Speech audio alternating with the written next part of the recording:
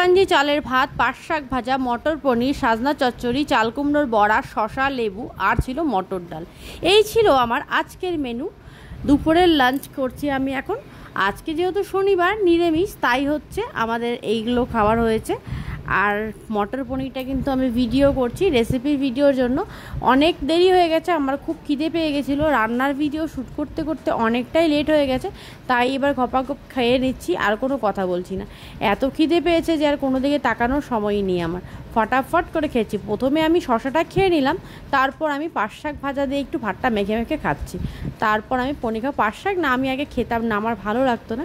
মা খায়, সবসময় বলে একটু একটু খাও। ওই অল্প অল্প করে দিতে দিতে এখন হয়তো আস্তে আস্তে পাট শাকটা খাওয়া শিখছি। খেতে দেখি ভালোই লাগে, বেশ খারাপ লাগছে না। তো চলো বন্ধুরা, আমি যতক্ষণে খাচ্ছি একটু পনিরও খেয়ে নিলাম। ততক্ষণ তোমরা আমার চ্যানেলটাকে সাবস্ক্রাইব করো, যারা ফেসবুক থেকে দেখছো পেজটাকে ফলো করে দিও। দেখা হচ্ছে নেক্সট ভিডিওতে। Bye bye.